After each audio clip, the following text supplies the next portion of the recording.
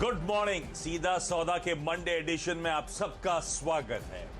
आगे बढ़ूं उससे पहले एक काम करते हैं, ग्राउंड और पिच रिपोर्ट आपके सामने प्रेजेंट करते हैं, फिर वो तमाम स्टॉक्स हम लोग आगे हाईलाइट करेंगे। जहां तक रिपोर्ट की बात है, ग्लोबली थोड़ा सा कंसोलिडेशन का मूड, अमेरिका में भी फ्लैटिश से माइलिन ग्रीन सेशन था।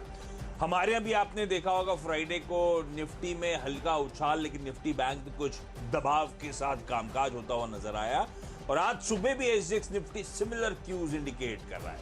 हम शायद हल्की कमजोरी के साथ ही अच्छे मोमेंटम के बाद थोड़ा सा कंसोलिडेशन, एक रेंज में शायद कामकाज होने के इंडिकेशंस वहां से आते हुए। ऐसे में नीरज जी समझ लिया जाए पिच कैसी है जिस पे आज का ये मुकाबला होना है। Neeraj ji good morning, mood कैसा है?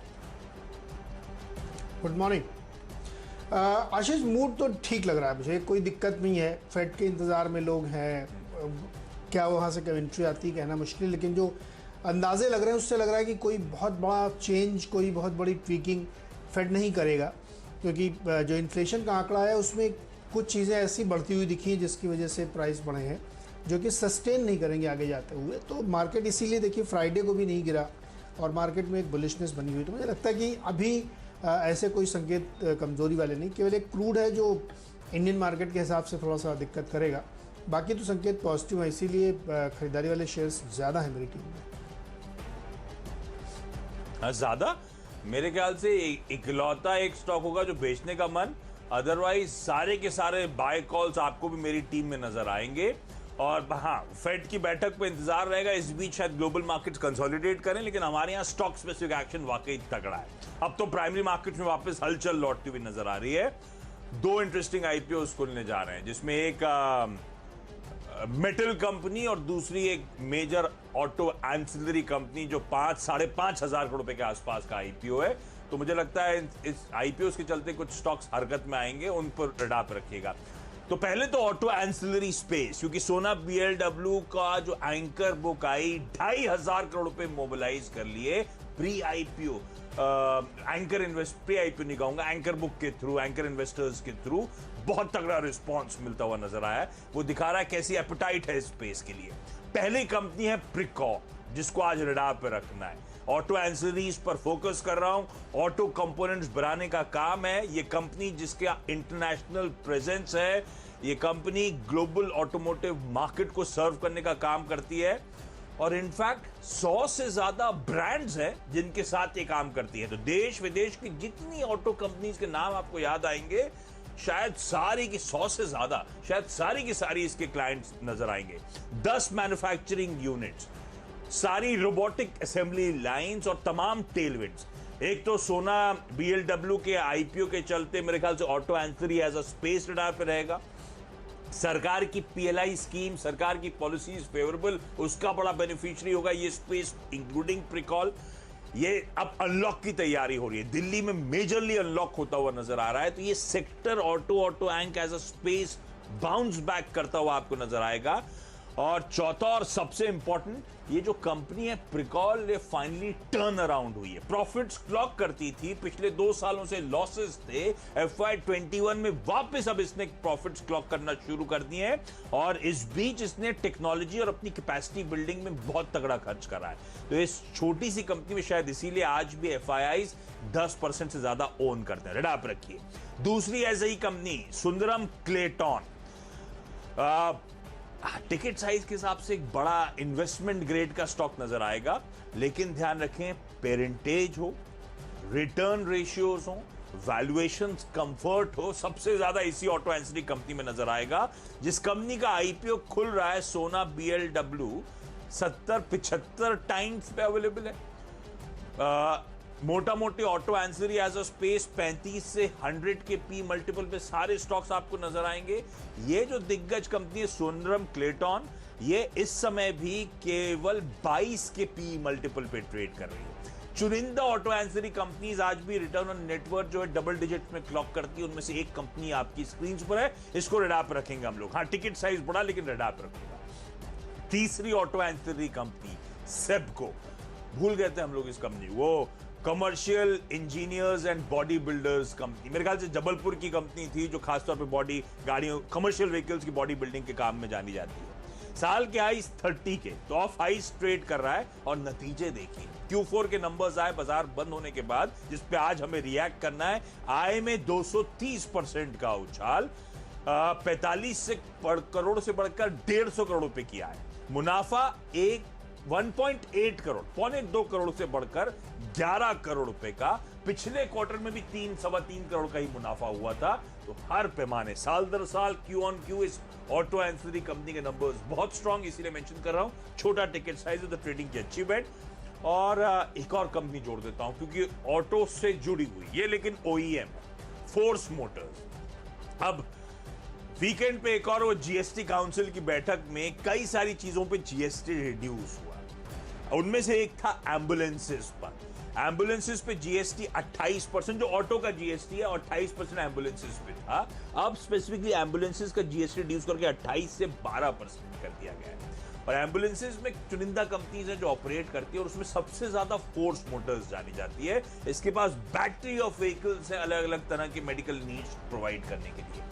इस पैंडेमिक के बीच में महाराष्ट्र, गुजरात में तगड़े ऑर्डर्स सरकारों ने प्लेस करे थे फोर्स मोटर्स के साथ, तो बहुत तगड़ी पकड़ है स्पेस में। अब कई लोग कहेंगे वेव 2 खत्म होने को आया, सरकार ने ऐसा क्यों करा? हाँ भाई, क्वेश्चन हो सकता है, अब करने से क्या फायदा, पर करा है। और ये इंटेंट दिखाता है कि मेडिकल फैसिलिटीज पे अब फोकस बढ़ता हुआ नजर आएगा। ये बट ऑब्वियस है फ्यूचरिस्टिक बेट्स के लिहाज से कि अब फार्मा, इनोवेशन, R&D, इन सब इक्विपमेंट्स पे टूल देने की कोशिश होगी, और वो शायद फायदा रिफ्लेक्ट होता हुआ नजर आए। सेंटिमेंट पॉजिटिव बनता है, फोर्स मोटर्स को अडैप्ट रखिएगा, खरीदारी करने का मन। चलिए, मेरी टीम में न डालिए, यहाँ पे भी खरीदारी पे ही फोकस है, लेकिन काफ़ी सारे रिजल्ट्स वाली कंपनीज हैं, उस पर ध्यान रखा है। एक तो अनुपम रसायन पे ध्यान रखिएगा, कंपनी ने अपने नतीजे पेश किए, काफ़ी बेहतर दिख रहे हैं। करीब 66% का इनका आमदनी बढ़ती हुई दिखी है और 350 करोड़ पहुँच गई है।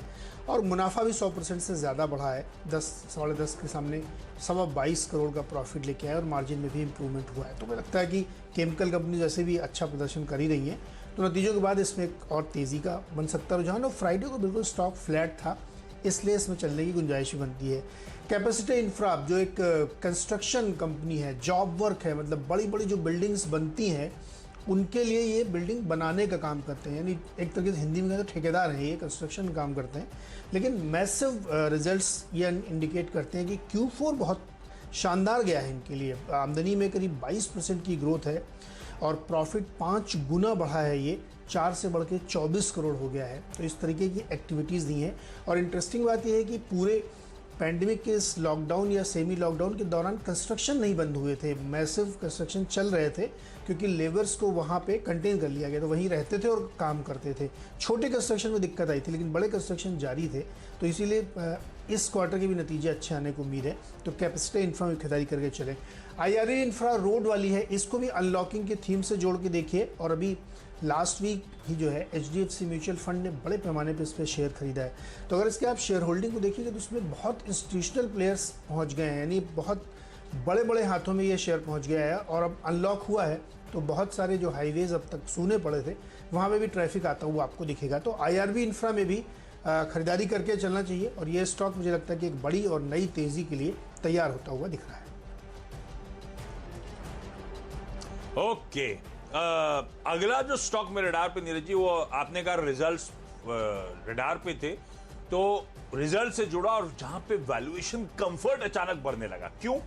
इंडियन ह्यूम पाइप, पहले तो वो कंपनी, टारगेट्स आपकी स्क्रीन पर आएंगे।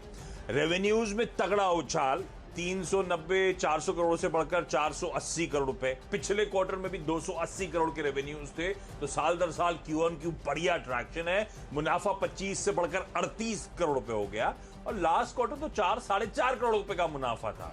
तो गजब का ट्रैक्शन इस कंपनी ने क्लॉक करा है। और इस बार के नंबर्स का हाईलाइट है, एक क्वार्टर में 8 रुपए का EPS इस कंपनी ने क्लॉक कर दिया है। तो इसीलिए मैं कह रहा हूं, एकदम से वो वैल्यूएशन कंफर्ट इन नतीजों के बाद बढ़ता हुआ नजर आ रहा है। इंडियन ह्यूम पाइप के नंबर्स अच्छे, वैल्यूएशन कंफर्ट के चलते थम्स अप है। हाँ, ध्यान रखें, टारगेट जो है मैंने ईयर हाइज के सेट करे, तो आप 235 के ईयर हाइज हैं, और मेरे को लगता है पहली अड़चन वही बनेगी। तो 234 के आसपास या तो अपने प्रॉफिट्स को बुक करिएगा, अगर कन्विंसिंगली 235 को ब्रीच कर रहा है तो शायद अच्छे अप मूव्स की तैयारी हो सकती है। नहीं जी, 5 हो गए मेरे, आप कंप्लीट करो फिर डिपेंडेबल की बात। चलिए, अब यस, अब मेरे अगले 2 स्टॉक्स जो है उसमें भी नतीजों का तड़का ज़रूर मिलेगा आपको। चौथा स्टॉक है केयर रेटिंग का। इसने भी रिजल्ट्स पेश किए, धंधा बहुत अच्छा नहीं था लेकिन फिर भी नतीजे बहुत बढ़िया क्लॉक करने की स्थिति में है। 16% के साथ इनकी रेवेन्यूज़ बढ़ते दिखे, 85 करोड़ आया है और मुनाफा भी जो है इनका 50-60% बढ़ के 26 करोड़ के आसपास आया है। अब देखिए ये जो दौर चल रहा है ना, इस दौर में बड़ी संख्या में कंपनियों को अपनी रेटिंग, री रेटिंग और ये सब चीज़ें करानी पड़ेंगी, तो इनका बिजनेस आने वाले क्वार्टर्स में लगता है और बढ़ता हुआ दिखेगा। तो केयर रेटिंग खरीदारी करिए। और ग्लॉस्टर, ये एक जूट बैग और जूट बनाने वाली कंपनी है, इसके नतीजे बढ़िया आए और इन्होंने 25 रुपये का डिविडेंड भी दिया है। तो 63% बढ़ के 186 करोड़ का रेवेन्यूज़ आया है और मुनाफा जो है 5 से बढ़ के 19 करोड़ हो गया है। करीब 250% की ग्रोथ देखने को मिली है और डिविडेंड तो अलग से मिला ही है। तो आपको याद होगा पिछली बार शेविट ने बहुत बढ़िया डिविडेंड दिया था और नतीजे दिए थे। स्टॉक ने 2-3 दिन तक बहुत शानदार रिटर्न दिया था। मुझे लगता है ग्लॉस्टर में भी आपको आज वैसे ही मुनाफा हो सकता है। आप बताइए डिपेंडेबल। तो खबरों पे रहूंगा डिपेंडेबल के साथ। और खबरें वो जीएसटी काउंसिल की मीट के बाद, तो एम्बुलेंसेज पे जीएसटी रिडक्शन का एटलीस्ट सेंटिमेंटल किकर मिलेगा फोर्स मोटर्स। लाइकवाइज दूसरा बड़ा अनाउंसमेंट था मेडिकल इक्विपमेंट जैसे कि ऑक्सीमीटर्स पे जीएसटी रिड्यूस कर देना, 12% से रिड्यूस करके 5% पे लाना। तो कंपनी का नाम है न्यूरेका, जिसको डिपेंडेबल के तौर पे रख रहा हूं। और न्यूरेका आप लोगों ने कई सारे, इस कंपनी को शायद ना जानते हो, रिसेंटली लिस्टेड है, लेकिन इसके कंपनी के प्रोडक्ट्स का जरूर सुना होगा। वो डॉक्टर ट्रस्ट ब्रांड के नाम से जो ये पल्स ऑक्सीमीटर्स, ये तमाम प्रोडक्ट्स जो आते हैं, थर्मोमीटर्स वगैरह, वो बहुत जाने माने हैं। तो ये कंपनी लार्जली एक तो ई कॉमर्स प्ले, 95% सेल्स इसकी ई कॉमर्स से आती है। जब आईपीओ आया था उस समय की बात कर रहा हूं मैं, केवल 5% रिटेल प्रेजेंस के थ्रू। और कई लोग मान रहे थे कि भाई जो बहुत तगड़ा फाइनेंशियल्स में उछाल आया था, मुझे याद है आईपीओ के समय, तब कहा गया था भाई कोविड रिलेटेड टेम्पररी उछाल है। पर उस कोविड का, पैंडेमिक का इंपैक्ट ये हुआ है कि इस इंडस्ट्री को, मेरे को लगता है आगे भी बहुत टूल मिलना है। तो है टिकट साइज बढ़ा न्यूरेका, एक और वो ऐसा स्टॉक लेकर आया हूं, लेकिन ऑफ हाई ट्रेड कर रहा है। मेरे ख्याल से ऑलमोस्ट 1850 के हाईस थे, ऑफ हाई ट्रेड करके कंसोलिडेट कर रहा था। खबर अच्छी है इसीलिए डिपेंडेबल का दर्जा। और नीरज जी स्टॉक बता दें अगला अपना मिस्टर डिपेंडेबल। मेरा डिपेंडेबल है auto industry company Minda industries और रिजल्ट्स हैं, उसके साथ ही बहुत सारी इसमें खबरें हैं। रिजल्ट पहले देख लीजिए। 48% की ग्रोथ दिखाई है इन्होंने रेवेन्यूज़ में, जो कि 2250 करोड़ हो गया है। और मुनाफा इनका जो है 13 से 140 करोड़ हुआ, यानी करीब 10 गुना उनका प्रॉफिट बढ़ के आया है। और गजब की रिकवरी इन्होंने पूरे क्वार्टर में दिखाई। इसके अलावा एक हरिता सीटिंग के मर्जर के बाद जो उसका दूसरा जर्मन कंपनी है, उसका एक स्टेक एक्वायर कर रहे हैं। कैपेक्स का इन्होंने ऐलान कर दिया है। कई सारी खबरें इस स्टॉक से जुड़ी हुई जो कल बोर्ड मीटिंग के दौरान निकल के आई। मुझे लगता है इन सारी खबरों के चलते और ऑटो इंडस्ट्री पे शानदार नतीजों का फर्क इसमें पड़ेगा। तो मिंडा इंडस्ट्रीज़ में 650 के टारगेट के साथ खरीदारी कर सकते हैं। क्विक ब्रेक, और ब्रेक से लौट के आके बताएंगे। स्वागत है एक बार फिर से आपका सीधा सौदा में। और अब बारी है फ्री हिट और पिंच हिटर की। तो जैसा हमने बताया कि ऑटो इंडस्ट्री स्टॉक्स के नतीजे बहुत ही दमदार आ रहे हैं। तो मिंडा इंडस्ट्रीज अभी आपने देखा कि नतीजे भी अच्छे। खबरें फ्री हिट के तौर पर रिको लिया, इसका नतीजा 21 तारीख को आना है, तो इसलिए प्रीएम्प्ट करना चाहिए। थर्ड क्वार्टर के नतीजे बहुत ही शानदार थे और इस क्वार्टर में भी नतीजे अच्छे आने की पूरी उम्मीद इसलिए दिख रही है क्योंकि गवर्नमेंट की तरफ से इंसेंटिवाइज किया गया है पीएलआई स्कीम। ध्यान रखिएगा, वीकेंड के दौरान एक फेम 2 की खबर भी आई थी। फेम 2 जो इलेक्ट्रिक व्हीकल को सपोर्ट करने के लिए आती है। कई कंपनियों में तो 48,000 पर बाइक तक के रियायत देने की संभावना है। तो हमें लगता है कि ऑटो इंडस्ट्री कंपनी को ध्यान रखिएगा क्योंकि उन बाइक्स के लिए भी बहुत सारे पार्ट इन कंपनियों द्वारा बनाए जा रहे हैं, तो यहाँ पे फोकस रहेगा। तो इसलिए रिको ऑटो में खरीदारी की सलाह होगी नतीजों के एक्सपेक्टेशंस में। और एक और प्रूफ के तौर पे ल्यूमेक्स ऑटोटेक जो हमारा पिंच हिटर है, इसके रिजल्ट्स देखिए आप। 40% की ग्रोथ रेवेन्यूज़ में है और 250% की ग्रोथ प्रॉफिट में है। और कंपनी ने ताबड़तोड़ नतीजे इस क्वार्टर में पेश किए हैं और आगे भी करेंगे, क्योंकि याद रखिएगा पीछे फैक्ट्रीज बंद नहीं थी लॉकडाउन के बावजूद। तो इसलिए मैं लगता है इनमें भी खरीदारी करके चल सकते हैं। तो 2 व्हीलर से जुड़ी हुई दोनों इंडस्ट्री कंपनीज़ हैं, यहाँ पर अच्छी खरीदारी हो सकती है। रिको ऑटो में 60 रुपये के आसपास ट्रेड कर लक्ष्य लेते हुए खरीदारी करें और ल्यूमेक्स ऑटोटेक में 185।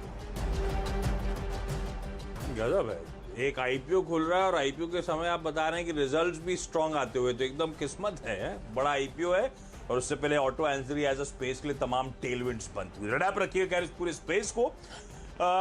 अगले स्टॉक्स जो हैं, क्योंकि मैंने न्यूरेका की बात करी थी कि डायग्नोस्टिक्स को, डायग्नोस्टिक इक्विपमेंट मार्केट को किस तरह से टूल देने की कोशिश हो रही है, तो मोरपिन लैब्स ये कंपनी जानी जाती है, डॉक्टर मोरपिन और तमाम अपने ब्रांड्स के लिए जो डायग्नोस्टिक में आते हैं, वो ग्लूकोज मॉनिटर्स के लिए तो सार्क रीजन की नंबर 1 मैन्युफैक्चरर कहा जाता है इस छोटी सी कंपनी को।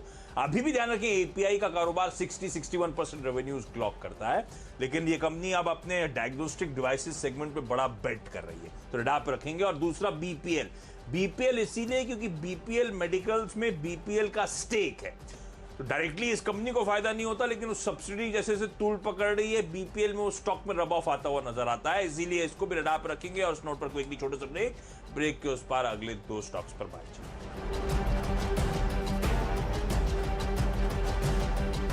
स्वागत एक बार फिर से आपका सीधा सौदा में। आखिरी के 2 स्टॉक्स, एचएलई फ्लोट ग्लास, ये एक कंपनी है जो ग्लास लाइनिंग बनाती है जो फार्मा कंपनीज में इस्तेमाल होती है, जैसे कि जीएमएम फॉडलर है। ये बिल्कुल उसी सेगमेंट की कंपनी है और इसके रिजल्ट्स के आधार पे इसको लिया है। आमदनी में 32% की ग्रोथ के साथ 150 करोड़ और प्रॉफिट 65% बढ़ के 18 करोड़ आया है, जो मैनी फोल्ड है। और हमें लगता है कि यहाँ पे तेज़ी बनेगी क्योंकि pharma sector as a whole तेज़ी में है, और अगर आपको एक्सपेंशन करना, लाइन बनानी है, तो आपको ये ग्लास की ज़रूरत लगेगी, तो इसीलिए इसको लिया है। और 10वां शेयर है ल्यूपिन। बेच के चलिए यहाँ पे। यूएस एफडीए की तरफ से इनको एक वार्निंग लेटर थमाया गया है इनके सोमरसेट प्लांट के लिए जो अमेरिका में है, और उसकी वजह से इनको दिक्कत आएगी क्योंकि ये 5वां प्लांट है जो अंडर वार्निंग है। इससे पहले पीतमपुर में और तमाम जगहों के इनके प्लांट्स को ये वार्निंग लेटर पिछले 2-3 सालों में मिले हैं, जो अभी तक क्लियर में नहीं आए हैं। मुझे लगता है इस स्टॉक को दिक्कत हो सकती है। हालांकि कंपनी कह रही है कि उसके डिसरप्शन नहीं होगा सप्लाई में या रेवेन्यू स्ट्रीम में, लेकिन फिर भी देखना पड़ेगा कि मार्केट कैसे रिएक्ट करता है। तो मेरी कॉल यहाँ पे है 50 रुपये नीचे का टारगेट लेते हुए इसको सेल करके चलो। 2 सरकारी कंपनीज, एक बाय और एक सेल। बीएमएल है बाय, तो रिजल्ट्स अच्छे, एग्जीक्यूशन पिकअप हुआ, लेकिन सारे रिजल्ट्स में एक दिक्कत है कि ऑपरेशनली वो कॉस्ट पास ऑन नहीं हुआ, इसलिए थोड़ी सी वीकनेस। लेकिन नंबर्स से ज्यादा इंपॉर्टेंट वो डीमर्जर प्लान्स, वो डिसइन्वेस्टमेंट की तरफ जो कंपनी आगे बढ़ रही है, एक सेपरेट सब्सिडरी में तब्दील करा जा रहा है इसके जितने लैंड होल्डिंग्स और बाकी एसेट्स हैं उनको, जिनको आगे डिस्पोज ऑफ करा जाएगा, रडार पर रखेंगे। और बीएचईएल बढ़िया मूव के बाद ऑपरेशनली एक वीक क्वार्टर, और दोनों वैसे बीएमएल भी ऑपरेशनली वीक था लेकिन इन लाइन विद एक्सपेक्टेशन था। यहां पे शॉकर है, इबीटा लॉस क्लॉक कर दिया 1270 करोड़ रुपए का, 600-650 करोड़ रुपए स्ट्रीट प्रॉफिट्स एक्सपेक्ट कर रहा था इबीटा के लेवल्स पर, तो ऑपरेशनली खासी वीकनेस।